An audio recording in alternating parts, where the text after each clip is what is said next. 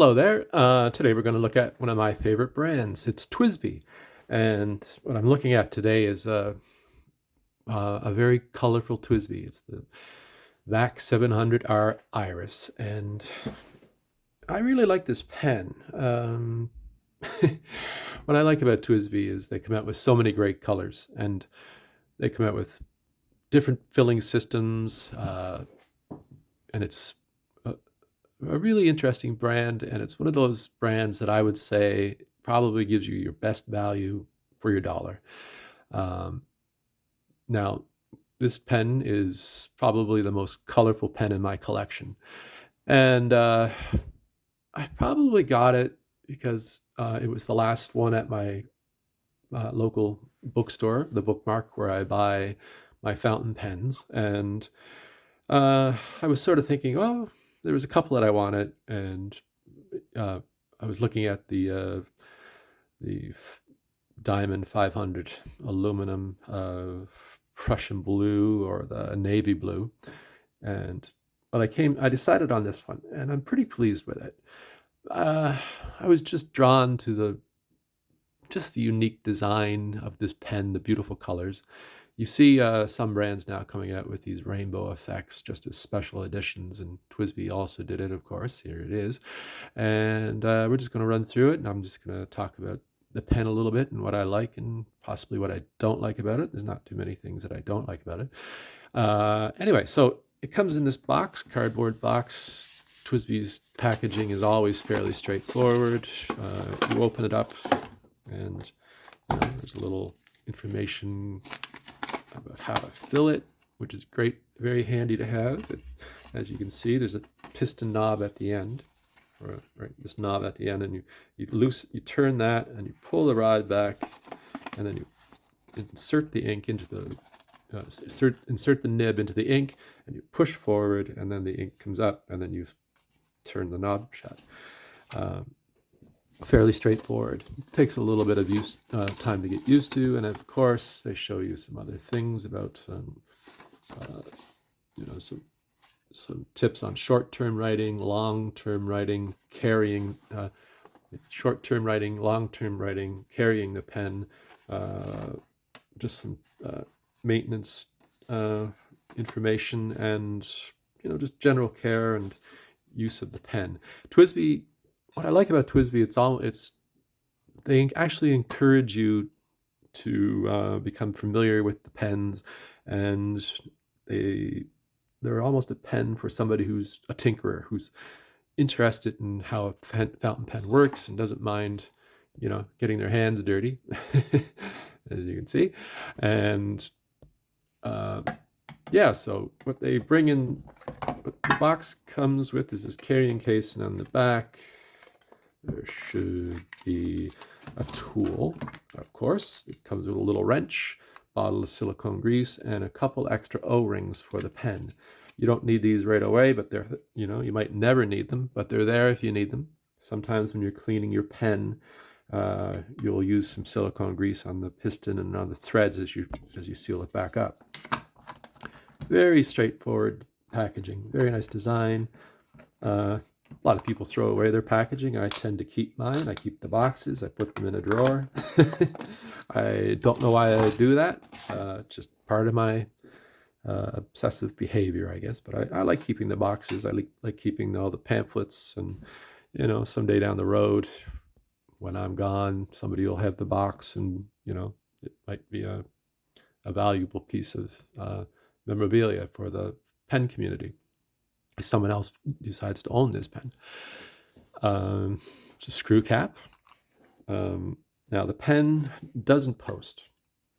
Most TWSBIs, it can post, but it becomes an extremely large, back-heavy pen. It doesn't post securely, so I tend to just set the cap off to the side. I actually love posting my pens, so that's probably the only thing I don't like about the pen.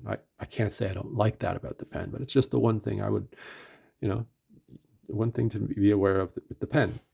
When you see the nib, it's quite a large nib, probably a number 6 size. I could be wrong. And it has the iridescent, it's a stainless steel nib. It has the iridescent rainbow finish on it. Nice big feed. You can see the hole for filling the pen. Relatively large section. They have, so you're holding it here.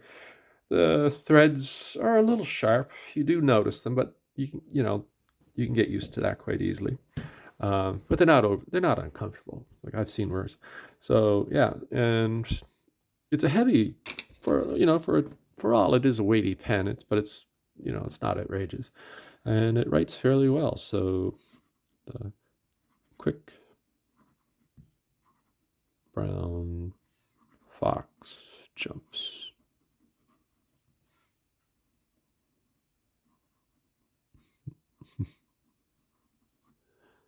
My handwriting actually is better than that, but because I'm encumbered by a camera, it's a little tricky. Now then, I like to match up my pens, and with this one, I put in Private Reserve Tanzanite, and it's a beautiful color with the pen. It actually matches some of the finish very nicely. So it one thing I did notice about it when I got it, I was writing, and it felt a little, I wouldn't say scratchy when I first got it, but I did take a little bit of time with some micro mesh just to smooth out the finish on the nib.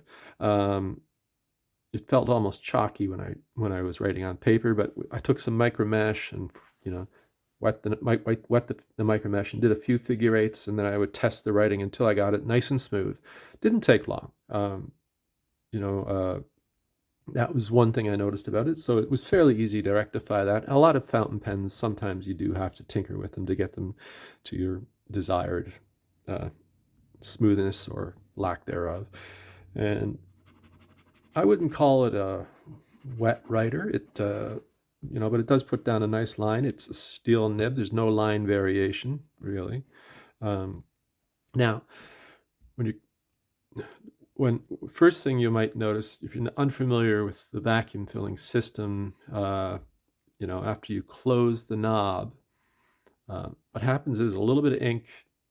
There's like a vacuum. We'll call this a rod in here with a seal at the end. There's like a tip on an end on the rod, and that closes the section off. Now, a little bit of ink goes into the feed, and there's a little reservoir up here. So for short writing sessions, it's fine. Also, they recommend that you close the piston off when you're traveling, so you don't have any explosions or leaks or anything like that, especially on an airplane. But some people, they might not be aware that you should open this up for long writing sessions. So you turn the knob a bit, and it pulls the head of the rod back just a bit and allows ink to flow into the feed and the section down to the nib. So you get a consistent flow, right? You can still write with it closed. You'll just eventually run out of ink. The finish is unique to each pen. So no two are exactly alike. I've seen some that are more gold, some that are more green. This one tends to be a bit more purple on mine. That all has to do with the method of creating the rainbow iridescent effect. I'm not too sure. I've seen this done. I believe this is titanium finish here, and I've seen this done online with using electricity. Coeco also has a fire technique where they take some of their, I believe, copper pens, and with a torch they can alter the colors. I'll have to double check that. I'm just pulling that out of my memory. But I believe this is probably either electrical process, and I believe you can do it chemically too, but most likely is using electricity through a current in a bath to get that. And the longer you keep it in, or the higher the voltage, it'll alter the colors. So, but you never have complete control.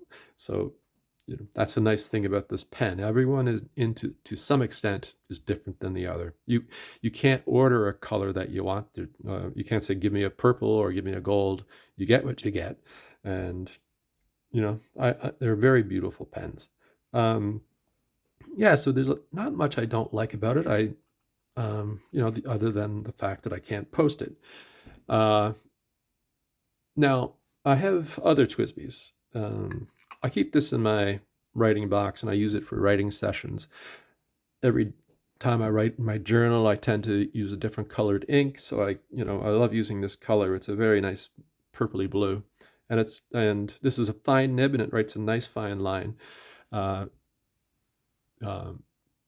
is made in Taiwan, but it uses German Yo-O nibs, and Western nibs are tend to be broader than, or a Western fine is like a Japanese medium, and so,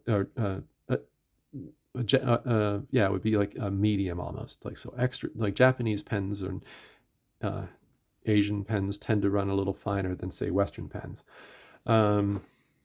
It's a big pen actually for all. It's I'm going to say 5 7/8. When you compare it, say it to the Echo, it's quite a bit longer. And it's another version. This is the Vac Mini, and it is of course very small. The Vac Mini. What I love about the Vac Mini is that it posts. It just screws on. And my cat is here. Hello, pen cat. And even the TWSBI Echo I find posts, but it's not most secure, but I always post it to write with. What else? So yeah, it's a beautiful pen. I mostly got it because it was unique, something I wanted in my collection. I knew that the navy blue aluminum 500 Diamond 500 ALR or AL navy blue or Prussian blue I could probably get fairly easily. So I took a jump on this. I'm very happy with it. So that's about that on the pen. Just going to finish up by showing you something a friend of mine gave me, and it's one of those funny, ink stained wretch. I wonder what they mean by ink stained. Who around here is ink stained? Anyway, it's a bar of soap, and it's handmade and smells nice. And I thought it was very charming that somebody would think of me when they came across this, and gave me, of course, Mr. Inkstained, some soap. Anyway, so if you like the video, give it a thumbs up, and if you're new to the channel, subscribe. It's always nice to hear comments from people. Do you have any TWSBIs? What do you like about TWSBI? Do you not like TWSBI? Do you have the Vac 700R Iris or just the plain one? How do you feel about it? And I hope you enjoy your fountain pens as much as I do, and I hope you have a great day. Thank you.